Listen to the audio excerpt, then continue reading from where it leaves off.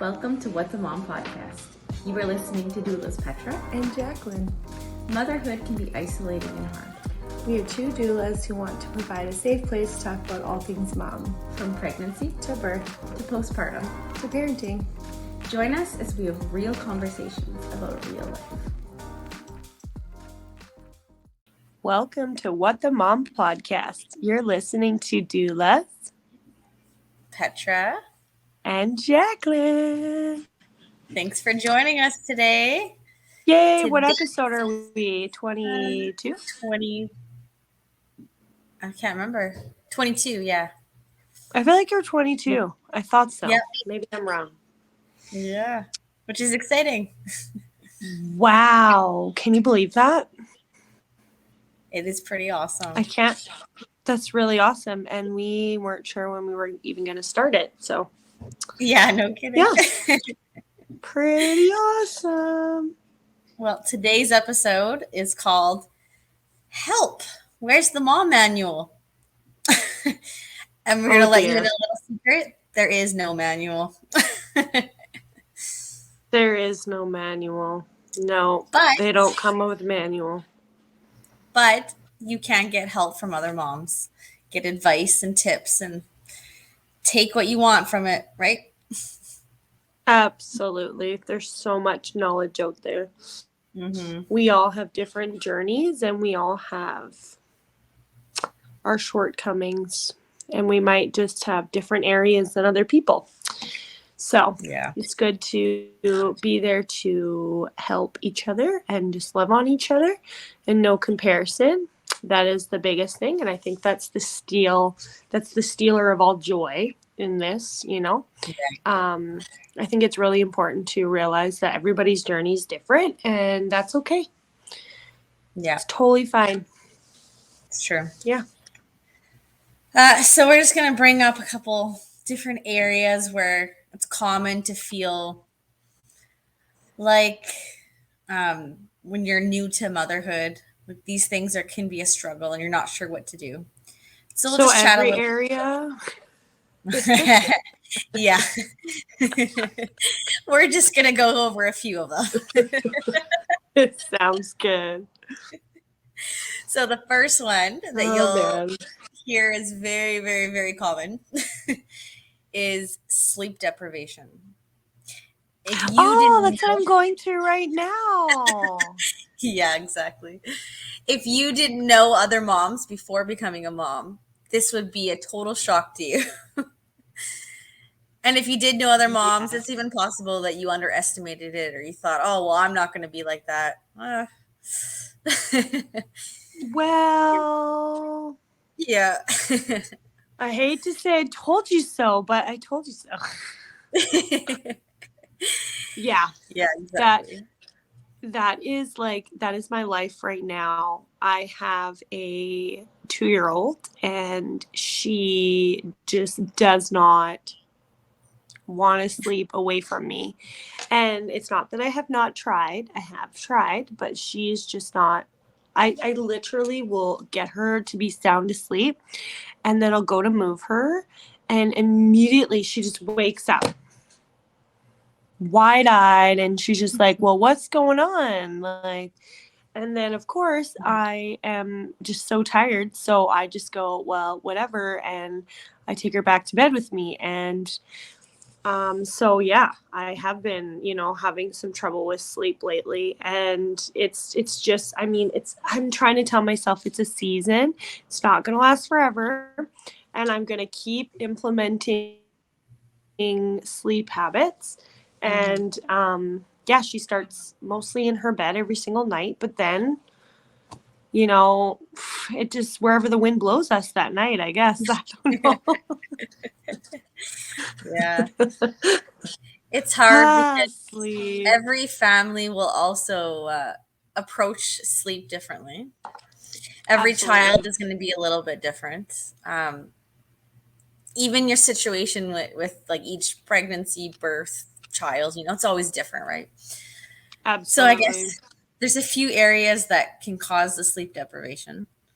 So the first one, and the very, very beginning, like yours is a little bit later, But Mm-hmm. in the very, very beginning with newborns, we have frequent waking Oh all the time. gosh, yes. That's just normal. Yeah. Like that's to be expected. That doesn't mean your baby just doesn't sleep. Like every single baby will wake up frequently. They need to. It's a survival instinct, right?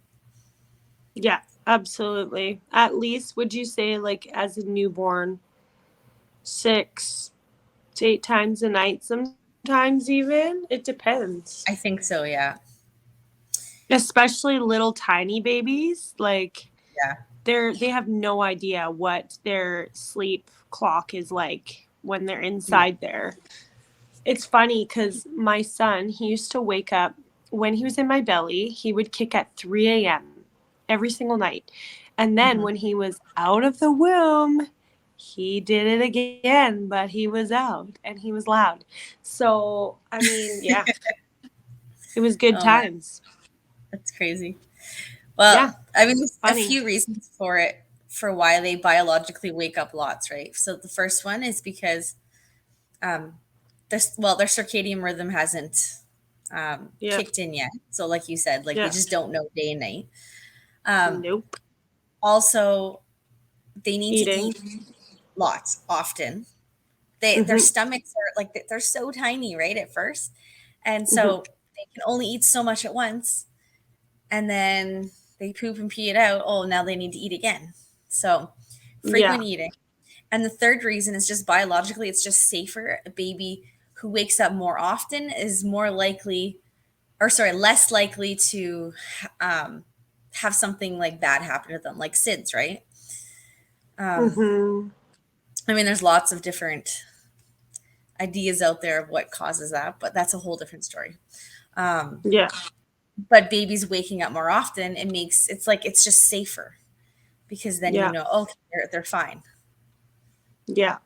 So there's a lot of Absolutely. different reasons for it. Yeah. Yeah. Um, Something else that can cause the frequent wakings is also when they're going through a growth spurt or Oh a development. gosh. Yeah. Yeah. They can be up, like, honestly. I remember, I'm sure with all of them, they were up like once every hour and they were just on the boob for like as long as they wanted. It sometimes feels like they don't get off, right? Like they just stay Yeah. constantly on. And that's super, super normal.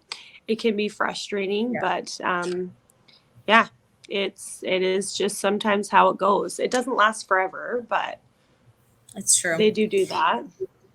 Yeah. And those growth spurts happen like they're so in the beginning, it seems like it's always happening because they're so close together and then they start to spread out a little bit as they get older.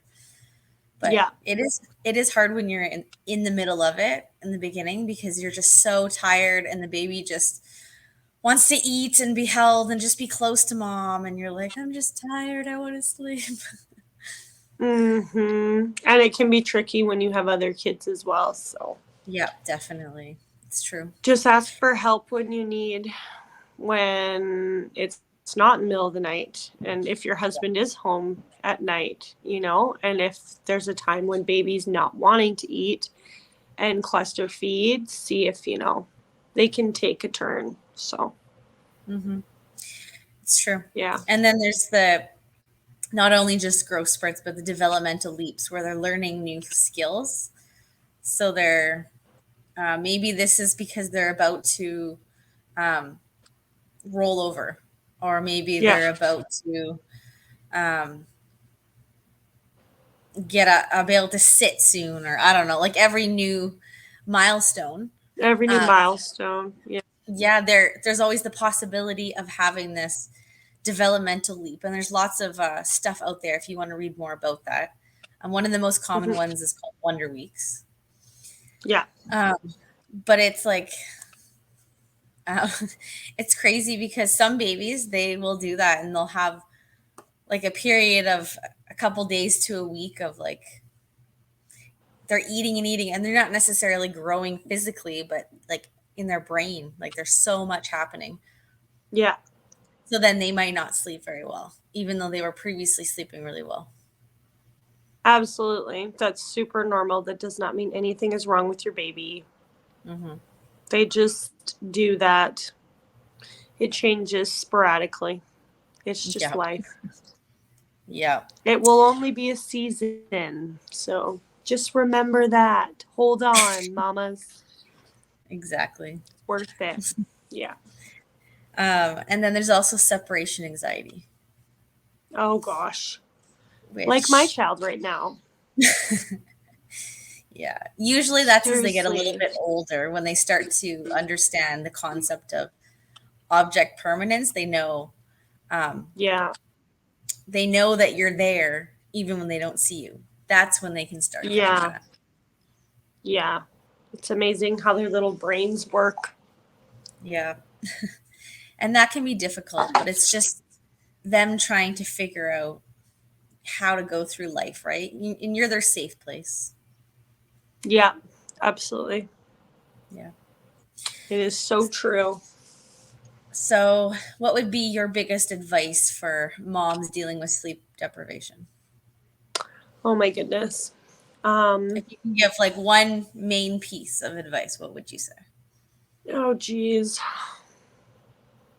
I'm putting you on the spot. Well, they always say sleep when your baby sleeps. So like that's a really big one. Hmm. And just ask for help. Like if you are so tired and you just need to have a nap, I'm sure there's somebody in your life that would love to come over and help you out. You know, Hmm. I had that. I always had that. I was so blessed. Petra, you did that. You know, like I just think that if we can, ask for help, even if like our husbands are working or whatever, it's like, I just need a little bit of help, you know? Can you just come watch the Hmm. baby for a few hours? I've done that for my friends. And it You just did it for me makes too. a huge difference. Yeah. Makes a Hmm. huge difference. And don't be afraid to ask for help. It's okay.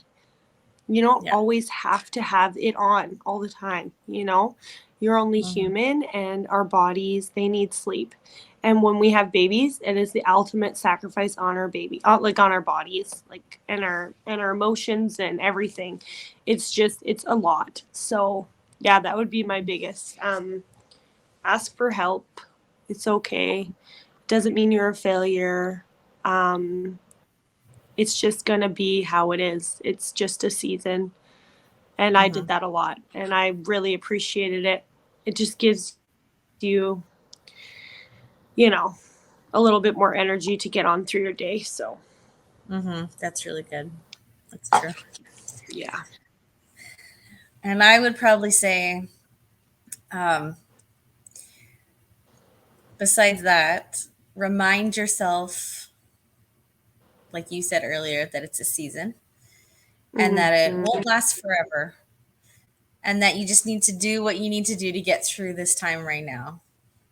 And your baby Yeah. needs you. Yeah, your baby needs you. Absolutely. And at the end of the day, it's not wrong to always have your baby. And it's okay to have a break too. Yeah, it's We true. all need that. Yeah, exactly. So, another topic that a lot of moms have some struggles with and wish there was a manual for would be breastfeeding. This is a really big one for a lot of moms. You and I were both very fortunate Absolutely. with our experiences, but a lot of moms are not like that. Absolutely. I was just talking to one and she was not sure what was going on. And yeah, you're right. Like I had a really easy experience. I never had cracked nipples. I had never dealt with any of that. My babies just latched and they gained so much weight so fast. But that's not always the case.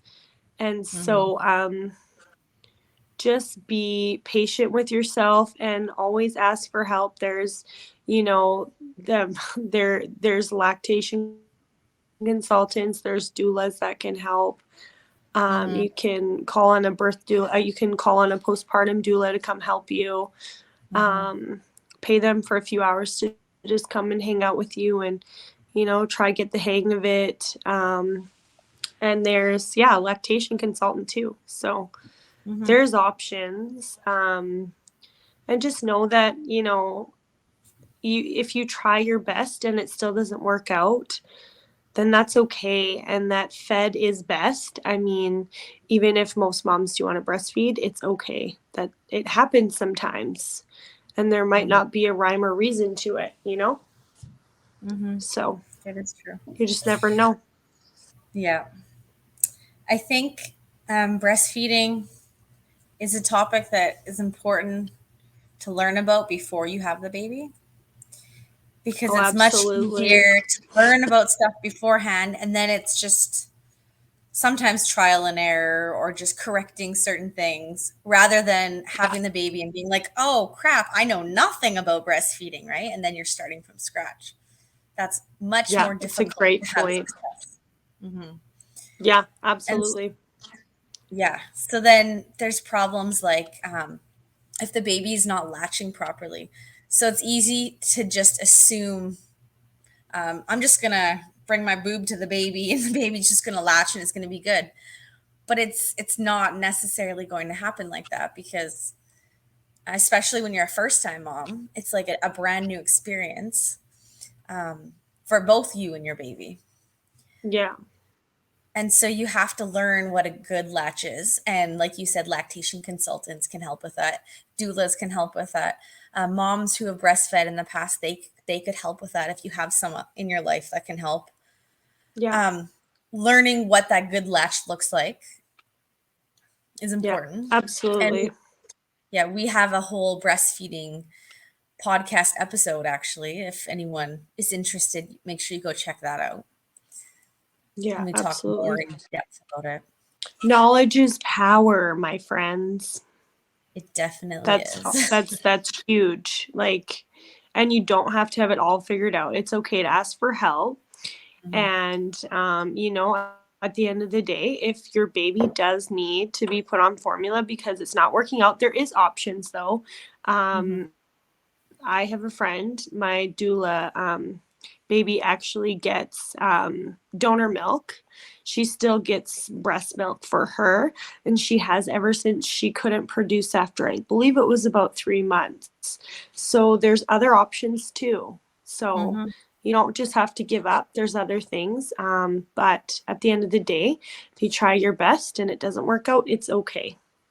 mhm, And just don't feel guilty because your baby loves you. And mhm. as long as they're being fed and they're not starving, they're okay. Yeah, And you will that be is too. true. That is true. There's also Mhm. other times where you have a good breastfeeding routine and it seems like it's going well, and then you'll have some type of stumbling block or something that happens, like Mhm. crack nipples or That's not fun. a plugged duct, or even Oh, I worse, had an that. infection, mastitis. No. Yeah, mastitis is no good. I've had lots of friends have that. It's awful. Yeah. So breastfeeding, um, it's going to be uncomfortable at first, but it should never be Absolutely. actually painful. Like you shouldn't be sitting there like clenching and like, oh, this hurts so much. Like that's not normal. That means something is wrong. That's not normal. But some discomfort is because let's A be little bit, yeah. honest, before we have babies, we don't have somebody just gnawing on our nipple. That's just not something that we do. So Mhm. it's going to feel weird. Like it's going to feel Yeah. different. And that's totally Yeah. normal. But yes, the pain, that's not right. And if they usually it's their latch, and if you can get them to latch differently the right way, it should not be painful. It might Exactly. still be a little bit weird, but I mean, it's not going to hurt like she said, like Yeah. screaming, ouch, this hurts so bad kind of thing. So, Yeah. yes, good point. Something else to think about too is if you feel like the baby can't get a good latch, it's worth talking to a doctor to see if your baby has a tongue tie. Because babies who have tongue Yes. ties have a really difficult time latching properly as well. Yes, absolutely. And sometimes I've heard that doctors don't even find it, but the lactation consultant, that's what That's what they go to school for. So they know all things breastfeeding. So yeah, if you need to call on one of them, you can do that too. Mm-hmm. Very true. Whichever. Yeah. Yeah. That is true. So Yeah. if you are dealing with like the other pain, like from the cracked nipples, you can try using lanolin. You can try maybe pumping for a little Coconut bit oil. instead. Yeah, you can try Yeah. coconut oil. Um, there's a few Put different breast things. milk. You did that too, right? I did try to do that, yeah, because I had it cracked nipples when my second child was 1. It Yeah, hurt. that's right. But Oh she was man. older, so then I was able to just say, you know what, I'm just gonna pump and I'm gonna give it to you in a bottle Mm-hmm. for a little bit. But then Yeah. pumping exclusively is kind of exhausting too, so that's a whole other Oh gosh. thing. Yeah. Well, my one Yeah. sister, she pumped exclusively for 6 months with her first child That's amazing. because she wanted to give breast milk to her baby, but she couldn't get that latch initially with the baby, and so she pumped, and I was impressed to say the least, because I'm like, I don't know how she did that, but she No, was and a lot of determined. people do it. My Mm-hmm. friend had twins and she pumped till they were 2. Wow. I know. I was like, you're amazing. Like That she, is yeah, I think like 2, 3 times a day she would pump. Yeah. Yeah. wow. So, Crazy. but again, no guilt, it happens, it's all good. Yeah, very true. So, Yeah. if you could give one piece of advice for breastfeeding, what would you say for that? For breastfeeding, Mm-hmm. um, well, don't give up. Mm-hmm. Try your best. And if it doesn't work out, that's okay too.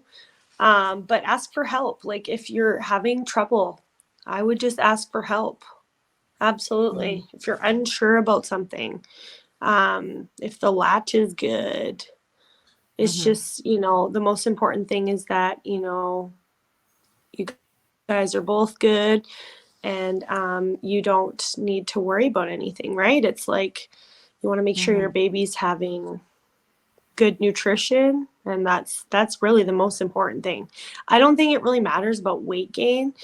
Um, like if they're not gaining a ton, if they're still gaining weight, then because we both had tiny babies, like our Mm-hmm. kids were small, and so yeah, I think it's just important to know that yeah, like you just have to, it's just about trying. And if it doesn't work out, then, that's okay too. And I guess like don't have guilt over it. I think Mm-hmm. I've talked to so many moms and they just like beat themselves up over it. And it's like, it's okay if it doesn't work out, like ask for help. Yeah, And if it still doesn't, then just your mental health is more important because that's what your baby needs too, is a happy mom. So, that's true. Yeah, yeah. that is good. What I about would, you? I'd probably say, um, don't let other people's judgment take over. Because, for Mhm. example, some people get worried about breastfeeding in public because of what other people will think. The truth is, you're feeding your baby. This is not something sexual. This is something that um, your body was literally designed to do. This is Mhm. how your baby eats. And so you have a right to breastfeed your baby anywhere you are if your baby's hungry. Same Yeah. if people come into your home. If you want to wear a cape and you want to cover up or you want to go to a separate room, that's fine. Do that. But if you don't like doing that, then don't do it. People can Yeah. suck it up. So I always Yeah. say, don't don't do something just because other people told you that's what you need to do. Do what makes you and your baby the most comfortable for your own breastfeeding relationship. Absolutely. So Yeah. that's what I would say. Yeah. So another topic would be mom struggles. So some Oh of these gosh, mom like struggles. everything. Yeah, I know. Let's hear them. So the first one is baby blues. This is something Oh that it's gosh. just normal for every mom to get. You have all these like hormonal changes, right? Right after the baby's Yeah. born. And you have all these changes where, well, you have the sleep deprivation. You all of a sudden have all this responsibility for this other human being who literally can't do anything on their own. Like there's just your body has changed. Like there's just so much happening. And so it's normal to have what's called the baby blues. And so basically Yeah. it's just you get very emotional and you can get sad at times. But the baby Yeah. blues are not permanent. They're not something that will be long term. It's temporary while your body hormonal makeup is, changing, right? Yeah. Absolutely. I didn't really. I mean, there was probably times I was frustrated and stuff, but like feeling like postpartum depression, I never really experienced that. But of course, you are just like Yeah. frustrated if you're not sleeping and you're getting woken up all the time. I'm in it right now, like with a 2-year-old. Like it's the struggle is real and it's Mm-hmm. super normal. Even after she's 2, I still have hormonal things going on, you know? So Mm-hmm. I don't know. Hopefully it ends soon, but um Yeah. yeah, it's very common. And there's lots of help out there. You know, you can always reach out to people to Mm-hmm. ask for help. There's also a difference Yeah. between the normal baby blues as Hmm. opposed to actual postpartum mood disorders like postpartum depression, postpartum anxiety, postpartum psychosis, even Yeah. postpartum OCD. Like there's a lot of different stuff that you can get, but those ones are they're more serious. I didn't And know they're OCD. Wow. Interesting. yeah, it's pretty crazy. I didn't Um, know that. it's yeah, a mom who has postpartum OCD, all of a sudden now they're always worried about someone breaking in and stealing their baby. So Mm-hmm. they'll do like locking the Mm-hmm. door however many times. They'll be double checking everything, making Yeah. sure, okay, this isn't here, this is an order here, and this is here. Um, they'll be checking on their baby more often too. Um, Oftentimes the postpartum OCD will come along with the anxiety though Oh wow. together. But I mean, it's Yeah. different That would be for hard. everybody. Yeah. Yeah. So like the postpartum mood disorders, they actually happen to 1 in 4 women, which is It's actually a pretty high high. statistic. Yeah. Mm-hmm. Um, that is true to me so far. Unfortunately, I had one experience out of 4 babies so far, and it was not fun. I can tell you that. And It it was was your second, right? my second baby. Yeah. Yeah. Um, Yeah. and when I finally noticed I had it, I was already 6 months postpartum. Whereas if it was just the baby blues, it's going to be like probably in that first 6 weeks until that checkup. Like it's in the very beginning. If you have something Yeah. that's lasting longer than that, it's something more serious that you need to go talk to somebody about, get some help with, pray about it, whatever it is that you need to do. Yeah. Because it can be not good for you or Hmm. baby. So yeah, absolutely. It's something to just keep an eye open for. Yeah, Um, absolutely. Another struggle is just your body changes. Oh gosh. We were just talking about this with one of our friends. Yeah, your boobs definitely change. It's true. It's Everything. good times. Honestly, like I didn't really notice it as much with my first. Not even so much my second, but my third, definitely. Your body is just, yeah, it's so different. And some people have stretch marks, and that's totally fine. It happens. Like you carried your baby, like that's a big deal, and you housed a baby for and grew a human. That's pretty huge. Mhm. Yeah. I think That's it's true. just important to, another thing is like if you're trying to get into your pre-pregnancy jeans or whatever, don't even bother. It's okay. Go shopping.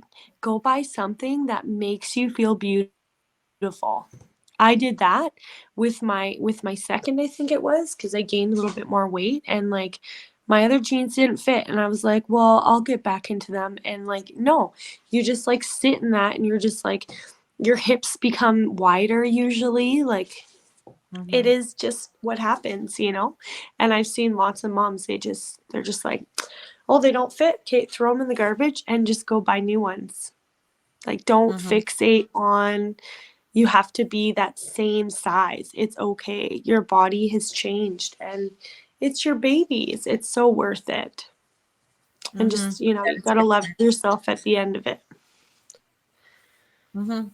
Yeah. It's true. And how your body changes, it's going to be different for every woman. It's going to be different with every baby. Because, Absolutely. yeah. And there's so many things that can change. It can, like, just your weight could change after baby. Most women, like you said, they're not going to fit their pre-pregnancy sizes. You're still going to look like 6 months pregnant. And that's okay. But if you're somebody who just looks like their old size right after two, that's also okay. It's just And it does everyone's body's happen. different. Yeah. Some Yeah. some women it does, yeah. I definitely was the one who had the big belly still after, but I was okay with that. I knew that that baby grew in there, and that's just a part of it. And it slowly went down over time. Um, Yeah. like you said, stretch marks. Some women don't get any, some women get some get a lot. You can get them on Yeah. your stomach, you can get them on your breasts, you can get them on your thighs, on your butt, on your arms, like almost anywhere, really. Yeah. You Um, can get them anywhere. mhm. And there's nothing wrong with having stretch marks either. And they usually do fade a little bit for most people Yeah. as For sure. well over time. Yeah. Um, Absolutely. and your breasts will just change. They'll change. They'll get bigger during pregnancy. They'll get engorged after baby when your milk comes in, and then they'll shrink just a little bit when you're not so engorged anymore, and your milk kind of um, Yeah. evens out. And then after Yeah. you wean, they could even change again. They can either do what happened to me. They completely change sizes after weaning a baby, or sometimes Yeah. they stay the same, but they're just a little bit droopier, a little bit sleepier, right? And that's okay because you did amazing things with with your body, right? That is okay. Yeah. Yeah. Even down there, you can have a lot of changes I depending on what definitely do. birth. Yeah, depending on what type of birth you had.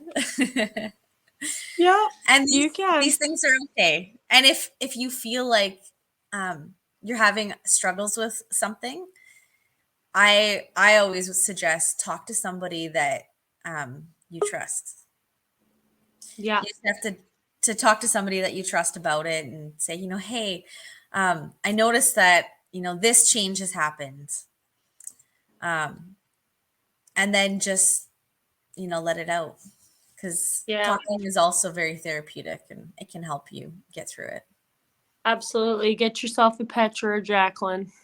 Yeah, We tell each other everything. exactly.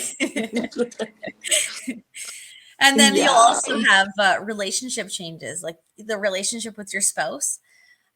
It's going to change slightly because now you're not just prioritizing one another, but now you also have this human that you have to prioritize, and you're doing this amidst mood changes and the body changes and the new routines in your life and the sleep deprivation, right? Absolutely. Mm-hmm. Yeah. It's important to just make time for each other. You Mm-hmm. really have to be, what's the word? It's been a long day. Proactive, maybe. Yeah, like you really have to like be intentional. Yeah. Just like, you know, I feel like the more comfortable you get being married or with somebody, you know, it might not seem like it matters, then it really does. So just, you know, just be intentional with your spouse and just, you know, still make time for them. Yeah. It's going to be harder, but it's important because, you know, when you got together, that's why you wanted the baby and you wanted a family, and they need to see you as a unit, you know, for it to be healthy. So just prioritize each other. Yeah. It's really important. After all of my babies, I wait until I get to that point where I'm feeling like I can do everything again. But then I like to try to still take care of myself, like as in actually try to wash my hair when I can. Shave your legs. Shave my legs sometimes. Maybe once in a while put on some makeup again. Not have my hair in the messy mom bun all the time. And that way I remind myself, like, okay, you know what? I was a person before I became a mom. And my identity is not just mom. Yeah. I was something else before as well. And I want to remember that. And so especially when my husband is around, I like to try to remember that, right? Yeah, it's important. They want you to, for sure. They don't want you to always smell like a foot. Yeah. And I'm definitely not saying that you have to like do yourself up like all the time and look like a model, but No, because like most days I look like this. there are so many days I know where both of us were like, we're wearing our pajamas until we have to leave the house. Oh, so many times. Yeah, for sure. Our hair is like a mess. It's greasy because it needs to be washed. We have it in a ponytail or a bun or something. Yeah, Didn't even put on a absolutely. bra. Most days I don't. Oh, man. Yeah, the And that's joys of being at home all the time. Yeah, it's just, it becomes your new normal. yeah. Got to keep things spicy, Yeah, exactly. or try to. Yeah. And so our last point is the inconveniences of leaving the house. So before Oh, baby, dear. you want to leave the house, what do? Oh, I'm going to grab my phone, maybe my keys if I'm walking or I need to lock the door, my wallet, and maybe some lip chap or lip gloss or something. And you walk out the door. Simple as that. You have a baby now. How easy is it to leave the house? I mean, you can still do it, but it's a little bit trickier. You have to think it through. So now you're going to pack those things for yourself, but now you're like, oh, okay, I have to pack for the baby. So I'm going to pack a diaper bag. What are you going to put in your diaper bag? Well, babies poop and pee through their diapers and clothes often in the beginning. That's something to remember. So Blowouts. so you always need extra diapers and wipes. You always need at least one extra set of clothing because the day that you don't have your extra clothing or your extra Is diapers, when your child poops up their back and down their leg. it's when you need it. Yeah. You can tell we both had this happen. Yeah. Few times. Yeah. You have to think about um, do I need to feed baby before I leave? Like, how long is it going to take me to get to where I need to go? So maybe you need to try to feed baby first before you go. Okay, so then you need to plan for that amount of time for feeding, changing their diaper before you go. You need to think about when does your baby normally nap? So in the very beginning, it's a little easier because they'll usually sleep anywhere. But as they get a little bit older, they get a little bit more stubborn with sleep, and you have More to think about that. picky. Yeah. Yeah. So then you have to either go the route of saying, well, I'm not going to worry about it. My baby sleeps when my baby sleeps. But then you have the possibility that your baby gets very grumpy. Maybe they don't sleep at night very well anymore because they're just overtired, which is very common. Or you have to think about naps and say, okay, so my baby tends to nap, get most tired around this time, and this time. So I'm going to plan to go up between those times. Or I'm going to plan that they're going to sleep in the car during that time, right? So you take one or the other kind of perspective.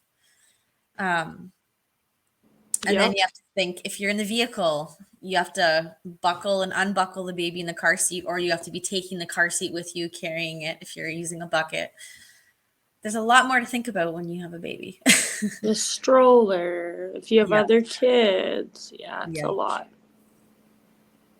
Yeah. Sometimes so much. Yeah, it's overwhelming. So. But the good news is you get really good at it really quickly. A couple times of forgetting that extra outfit and having a poop explosion, you learn to know how many extra diapers to pack for that amount of time. You learn to remember those things in your diaper bag. Yeah, absolutely. It doesn't take long.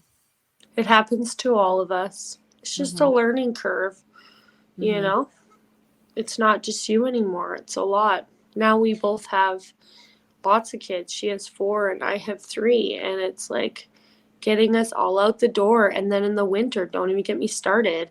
You have to like have their winter stuff like in the car just in case. Yes.